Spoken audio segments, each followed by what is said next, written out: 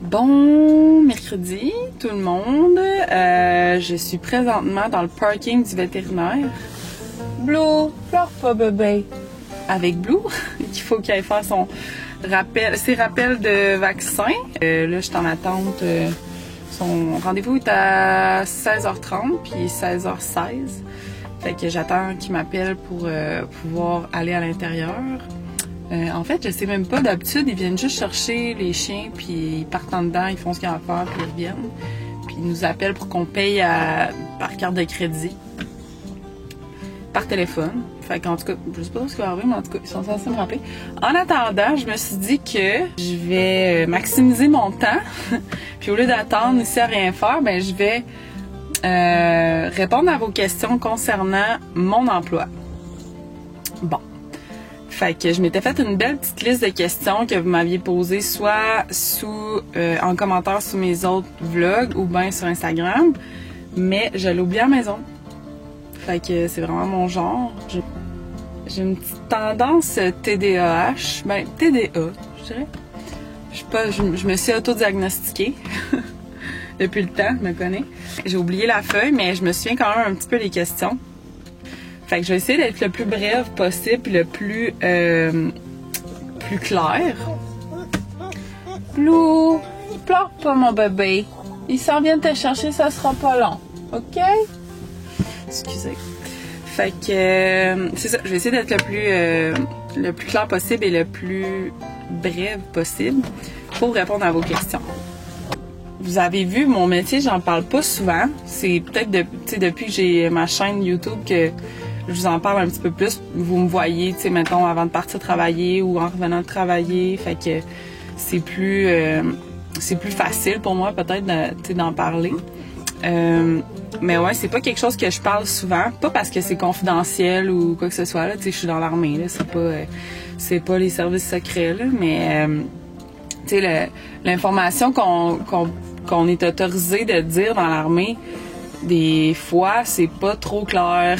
Des fois, c'est comme... Ça me prend-tu une autorisation de quelqu'un pour parler que je suis dans l'armée? Non, pas pantoute.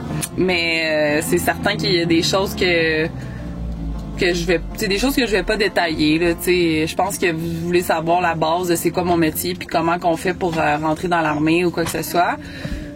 Fait que c'est de ça que je vais vous parler. Puis si vous avez des questions plus spécifiques en soi, ben vous pourrez venir me parler en DM sur Instagram. Ça va me faire plaisir de vous répondre si je peux.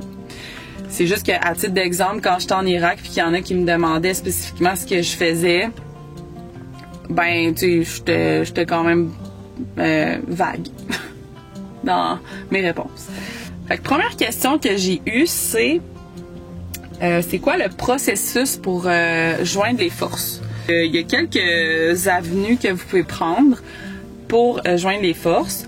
Tout dépendant de ce que vous voulez faire, il y a deux branches en soi. Soit que vous voulez joindre les forces en tant qu'officier ou en tant que membre du rang. Donc, pour être membre du rang, c'est pas super compliqué. En fait, je pense que vous devez être âgé de 16 ans. Si vous êtes en bas de 16 ans, vous devez avoir l'approbation de vos parents. Là, ça peut-être que ça a changé depuis que moi j'ai joint les forces, mais il me semble que c'était ça au début, quand moi j'ai joint. Fait que c'est ça. Si vous voulez être membre du rang, vous n'avez pas besoin d'études ou quoi que ce soit. À l'âge de 16 ans, vous pouvez vous rendre au centre de recrutement, puis vous enrôler. C'est sûr que moi, je vais vous parler en connaissance... T'sais, avec mes connaissances, avec ce que je sais, c'est sûr que si vous avez vous voulez être certain là, de votre shot, si votre but c'est de joindre les forces, ben je vous conseille d'aller directement au centre de recrutement. Si vous avez des questions, c'est eux qui savent le plus le processus pour joindre les forces, ok? Fait que mais moi je vous parle avec ce que je sais. Fait que prenez quand même ça avec un grain de sel. Donc c'est ça. Si vous voulez être membre du rang, c'est comme ça que ça fonctionne. Si vous voulez être officier, par contre, vous devez soit avoir un bac de compléter dans une université canadienne et dépendamment du programme que vous avez suivi dans votre université civile, ça va dicter un petit peu c'est quoi les métiers que vous pouvez choisir dans l'armée. Donc, même chose, vous vous rendez au centre de recrutement vous enrôlez, vous dites que vous avez un bac, vous allez avoir besoin de preuves, c'est sûr, là, pour d'un certificat ou quoi que ce soit, là, pour certifier que oui, vous avez un bac. Puis ensuite de ça, ils vont vous demander de choisir les métiers que vous voulez faire. Vous allez pouvoir en choisir comme 3, là, quelque chose de même. Mais ça va aussi avec les métiers qui sont ouverts. Fait que si, par exemple, vous voulez joindre les forces en tant que, je sais pas moi, médecin, puis qu'en ce moment, le métier est pas disponible parce qu'ils cherchent pas d'officier médecin, ben ça se peut que vous ayez pas le choix de le prendre, puis que vous devriez attendre. Il me semble que sur le site des forces, ça le dit, c'est quoi les métiers qui sont disponibles en temps réel, puis que j'imagine que c'est mis à jour assez régulièrement, là. Fait que vous pouvez vous rendre sur le site des forces, force.ca, pour voir c'est quoi les métiers qui sont ouverts en ce moment. Si vous avez déjà un bac, vous vous rendez au centre de recrutement, vous vous enrôlez, c'est pas plus compliqué que ça. Si vous êtes encore jeune, que vous n'êtes pas à l'université encore, ben vous avez le choix de vous rendre au collège militaire de Saint-Jean et par la suite de Kingston. Donc Saint-Jean pour votre première année si vous êtes francophone, et par la suite vous changez au collège de Kingston pour un autre 3 ans, je pense. Puis, si vous êtes anglophone, je crois que vous ne passez pas par le collège et vous allez directement à Kingston pour un 4 ans. Là-bas, vous êtes payé, vous êtes logé, vous êtes nourri, puis vous complétez des études. Donc, c'est quelque chose qui est assez avantageux. Par contre, c'est pas le chemin que moi j'ai choisi. J'ai choisi de compléter mon bac dans une université civile, puis ensuite m'enrôler. C'est pas mal ça, le processus pour joindre les forces. Ensuite, tout dépendamment quel métier vous avez choisi, le parcours est différent pour tout le monde une fois rentré dans les forces. Que ce soit pour vos cours de métier que vous devez faire, les qualifications que vous devez atteindre pour être qualifié dans votre métier.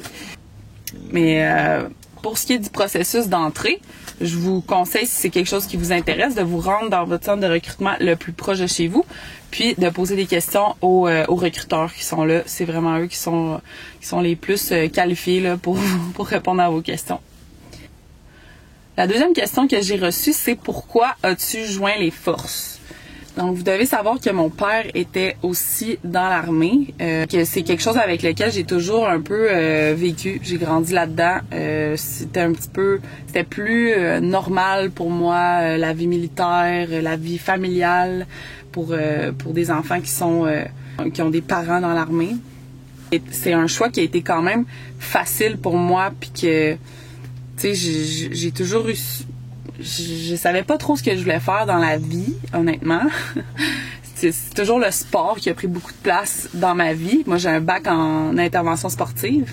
Fait que, je savais pas trop où m'enligner. Puis justement, quand j'ai fini que j'étais sur le bord de finir mon cégep, j'ai pensé à aller au collège militaire, mais j'ai été recrutée pour jouer dans l'équipe de basketball de l'Université Laval. Fait que c'est ça qui a fait en sorte que je suis pas allée au collège militaire, puis j'ai décidé de prendre la voie de l'université civile.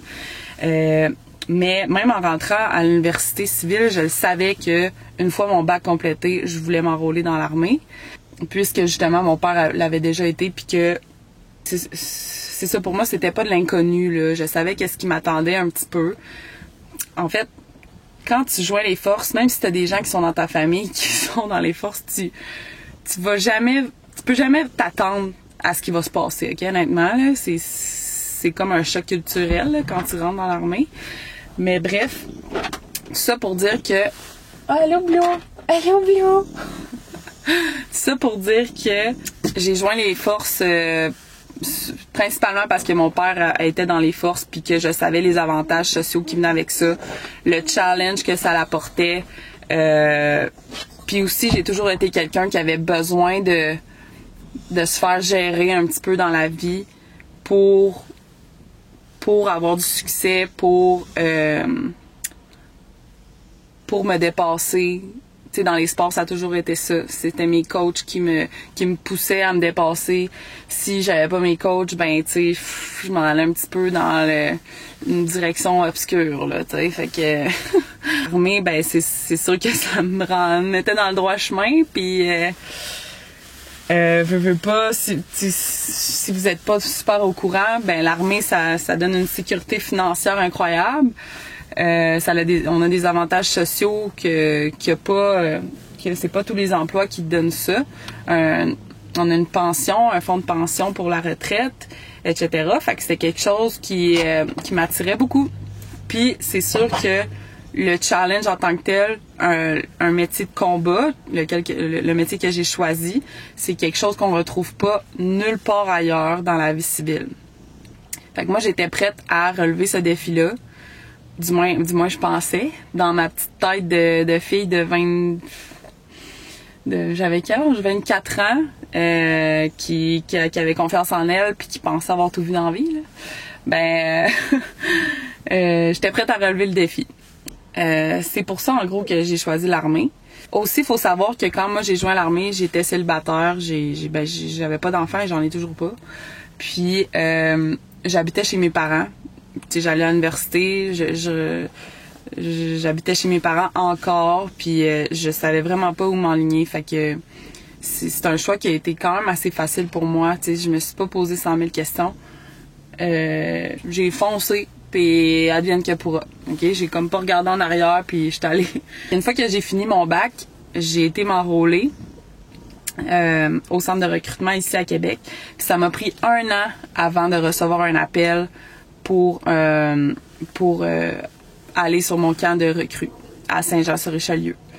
Fait que pendant 1 an, ben je travaillais comme serveuse dans un restaurant, puis j'attendais qu'il m'appelle.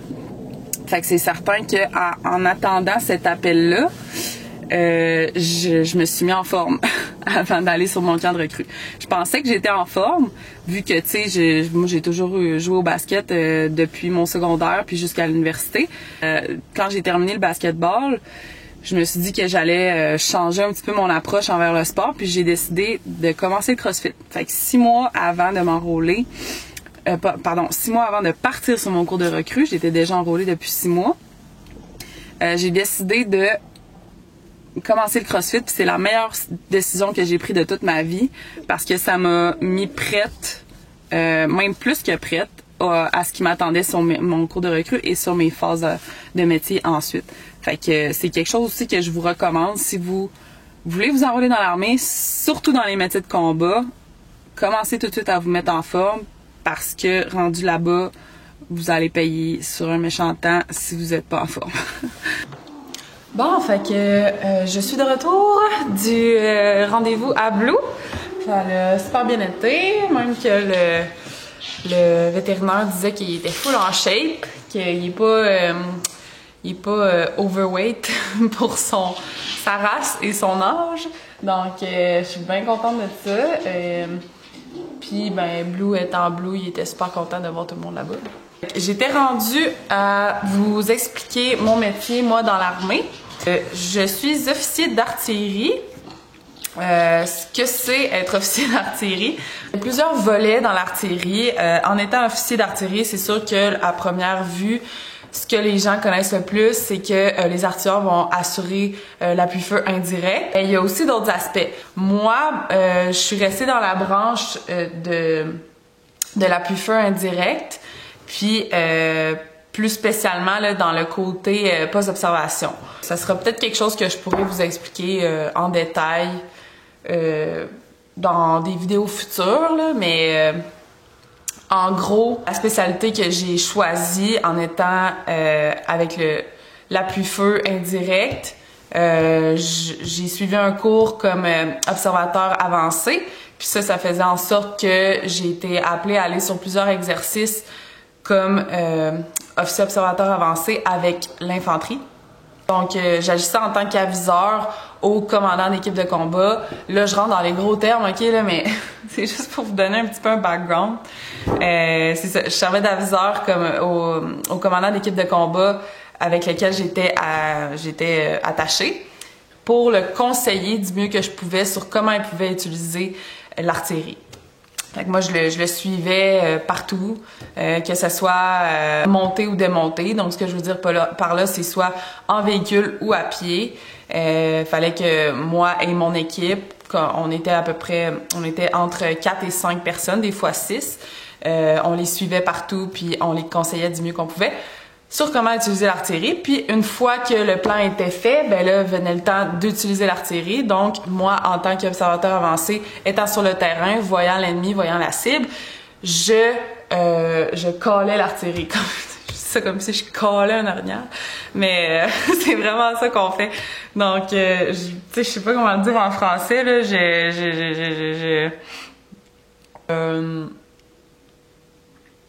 Je communiquais avec l'artillerie qui sont des kilomètres et des kilomètres en arrière de notre position, donc ils sont pas du tout près de l'ennemi ou à la portée de l'ennemi, puis qui peuvent nous assurer du tir indirect. Ok, c'est vraiment compliqué pour moi de l'expliquer comme ça là, à des gens qui connaissent pas ça. J'essaie le plus possible de vous dire des termes faciles à comprendre, mais ça se peut qu'en fait vous compreniez vraiment rien. Fait que tu sais, je vais juste vous mettre le lien en commentaire sur le métier d'officier d'artillerie dans les Forces armées canadiennes.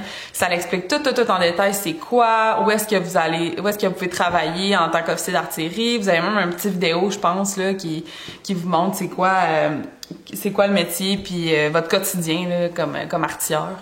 Mais en gros, en ce moment, tu sais, je vous parlais du poste d'observation quand j'ai été formée comme officier observateur avancé.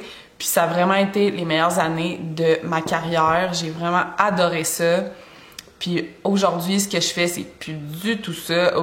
Maintenant, depuis que je suis revenue de mon déploiement en Irak, j'agis vraiment en tant que fonctionnaire. Tu sais, je fais de l'administration. Je suis dans mon bureau tout le temps, je suis jamais en exercice. Fait que même si vous choisissez un métier en tant qu'officier, sachez que votre temps sur le terrain est compté. Tu sais, je veux dire, vous allez faire ça quand vous allez être jeune officier. Mais plus tard dans votre carrière, plus vous allez monter, plus vous allez être au niveau du quartier général là, ou de l'état-major, là, comme on appelle, puis vous allez travailler dans les bureaux, puis à votre ordinateur. Donc, ouais, c'est ça qui est ça, c'est la réalité. Ça veut pas dire que plus tard, je retournerai pas plus sur le terrain, mais en ce moment, c'est pas ça que je fais, là. Je suis même plus dans une unité d'artillerie en ce moment. Je suis dans une unité d'instruction. Fait que mon métier... oui, me sert à quelque chose en ce moment parce qu'on donne des cours de recrues pour les recrues qui sont artilleurs.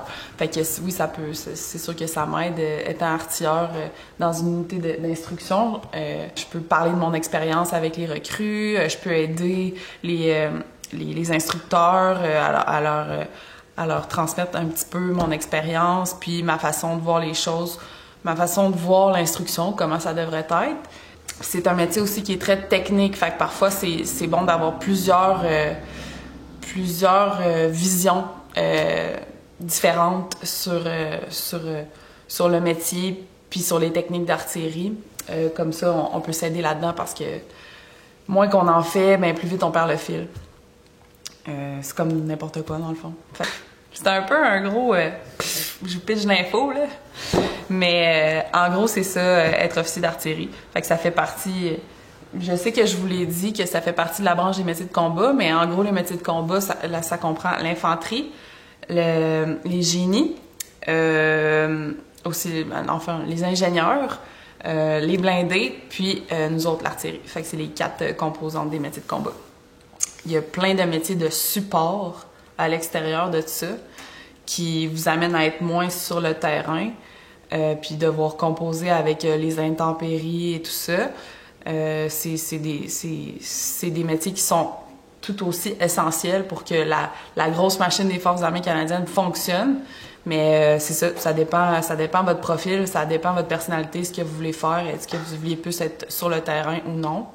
Même chose pour quand je vous parlais d'être officier ou membre du rang, si vous voulez être jamais dans les bureaux, ou en tout cas le moins possible, puis devoir faire de la paperasse, être sur votre ordi dans votre bureau 24... Ben, pas 24/7, là, mais de 8 à 4, exemple, ben je vous conseille beaucoup plus d'aller dans la branche des membres du rang. Comme ça, vous êtes moins des planificateurs, vous êtes plus des exécuteurs. Puis, c'est ça. Ça dépend vraiment de votre profil, ce que vous voulez faire. Finalement, je pense que ça serait la dernière question que je répondrais aujourd'hui. Allô, chichi? Ça serait la dernière question que je vais répondre aujourd'hui. La dernière, j'ai retrouvé mon petit papier. Est-ce que tu veux faire ça toute ta vie? Je pense que c'est ce que je veux faire toute ma vie. Je m'excuse de le bruit, le Blue est en train de manger. Mais ouais, je pense que c'est quelque chose que je veux faire toute ma vie. Ça va dépendre vraiment de où est-ce que l'armée m'amène. Puis tu sais aussi, j'ai pas d'enfant en ce moment. Si j'en ai un jour, puis que je trouve que ma carrière est plus une priorité pour moi, je sais pas qu'est-ce que je vais faire parce que tu sais, je vous en ai déjà probablement parlé là, si vous me suivez sur Instagram. Quand tu as une carrière dans les forces, t'es rarement chez toi. T'es souvent en exercice, déployé ou sur des cours, des formations. Fait que ça t'amène souvent à être loin de la maison. Quand t'es célibataire ou quand t'as pas d'enfant, c'est sûr que c'est plus facile, mais ça vient quand même avec son lot parfois de frustration, parfois de tristesse de devoir laisser ses proches à la maison, puis de partir pendant plusieurs semaines, mois. Fait que en ce moment, moi, ça me va. Mais peut-être que plus tard, ça sera différent. On verra. Aussi avec les mutations. Donc, si c'est une carrière qui vous intéresse, c'est sûr que vous devez savoir que la mutation, c'est quelque chose qui va venir, surtout comme officier. Donc, vous ne serez pas toujours amené à travailler au même endroit. Vous allez devoir, oui, changer peut-être, vous allez devoir certainement changer d'unité, mais aussi de province. C'est dur de vivre avec ça, sachant que, par exemple, moi, en ce moment, ce qui est planifié pour moi, c'est de m'en aller à Gagetown, comme je vous ai déjà parlé, pendant 3 ans, en restriction imposée qu'on appelle, donc toute seule. Dans le fond, j'irais par moi-même. Mon chum resterait ici parce qu'il a sa job ici, il a la ferme ici. Il peut pas juste tout laisser ça de côté puis s'en venir avec moi. Auparavant, c'était quelque chose qui était beaucoup plus, tu sais, dans la norme, si je pourrais dire, parce que les femmes des militaires n'avaient pas nécessairement d'emploi, faisaient juste, mettons, élever les enfants à la maison. Là, je parle des années, là, qui est des décennies. Mais tu sais, comme moi, ma mère, quand j'étais petite, elle avait un emploi, puis elle a toujours travaillé, elle a jamais été femme à la maison, puis elle devait composer avec les mutations de mon père, puis toujours se retrouver un autre emploi. Fait que tu sais, elle pouvait pas avoir de grosse continuité dans les emplois qu'elle occupait. Fait que c'était un sacrifice qu'elle a dû faire. Moi, ma situation fait que mon chum n'a pas un emploi qui lui permet de juste changer de province comme ça, avec la ferme. Tu sais, il peut pas déménager la ferme. Puis aussi, il travaille sur la construction depuis des années. Il occupe un super beau poste avec des beaux avantages. Fait que moi, je me sens pas bien là-dedans de l'obliger à venir avec moi puis à mettre sa carrière de côté. Fait que, bref, moi, c'est ça. On verra ce qui va arriver avec ça. C'est pas décidé encore pour moi ce qui va se passer avec ma carrière, mais je vais certainement vous tenir au courant de ça. Fait que c'est ça. Mais oui, c'est vraiment une carrière que j'aime, que j'adore. Ça nous amène à vraiment nous dépasser comme personne, puisqu'on fait pas toujours la même chose. Ça fait 6 ans que je suis dans les forces maintenant, puis j'occupe rarement un poste pendant plus d'1 an consécutif. Fait que je dois toujours changer, me sortir de ma zone de confort, toucher à d'autres choses, des choses que j'ai jamais vues, puis ça me force à poser des questions, ça me force à à me déjeuner, tu sais, à aller voir les gens. Des fois, on travaille avec d'autres nations, d'autres pays, donc parler dans une autre langue qui est la mienne. Ça travaille aussi beaucoup ma débrouillardise, que ce soit quand je suis en exercice l'hiver puis qu'il fait moins 50, que ce soit aussi quand je travaille dans le bureau puis de faire quelque chose que j'ai jamais fait auparavant. Donc c'est ça. Il y a plusieurs aspects là, dans les forces. C'est pas juste le soldat avec son attireur de combat puis son arme. Là, il y a beaucoup plus que ça. Dernière chose que je voudrais aborder. Il y en a qui m'ont demandé, est-ce que tu me conseillerais une carrière dans les forces? Honnêtement, je dirais oui, pour les avantages sociaux, pour le challenge que ça vous amène, de voyager. Vous allez voyager dans plein de pays différents, aussi à travers le Canada. Tu sais, le Canada, c'est super grand, là. Quand tu t'en vas dans l'Ouest, je sais pas, là, mais moi, j'étais jamais allée auparavant, à part avec l'armée. Fait que ça t'amène à voyager beaucoup, beaucoup. Mais c'est ça, vous devez être au courant des sacrifices que vous allez devoir faire. De laisser votre famille pour plusieurs semaines, voire mois. D'être amené à être muté. Dans plusieurs provinces différentes, plusieurs fois dans votre carrière, pas seulement une fois. Mais chaque parcours est différent. Fait que si c'est quelque chose qui vous intéresse, là, je vous dis de foncer, c'est sûr. Moi, je retournerai pas en arrière. Je changerai pas de carrière. J'adore ça. Puis c'est ça. Fait que j'espère que ça a un petit peu répondu à vos questions, que je vous ai pas trop perdu.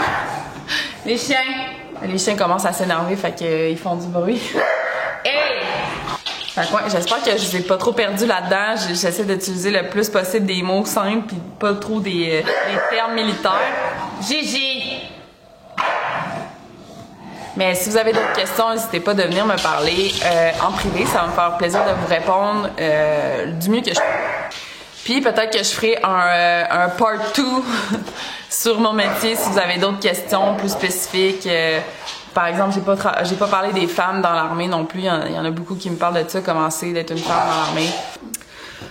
Donc c'est tout. Fait que je vous remercie d'avoir écouté ce vlog-ci sur mon métier pour répondre aux questions que vous aviez. Plusieurs questions qui revenaient souvent sur mon métier. Fait que je me devais de vous faire un petit résumé. Puis en espérant que vous avez aimé ça, alors je vous dis à la prochaine pour un autre vlog.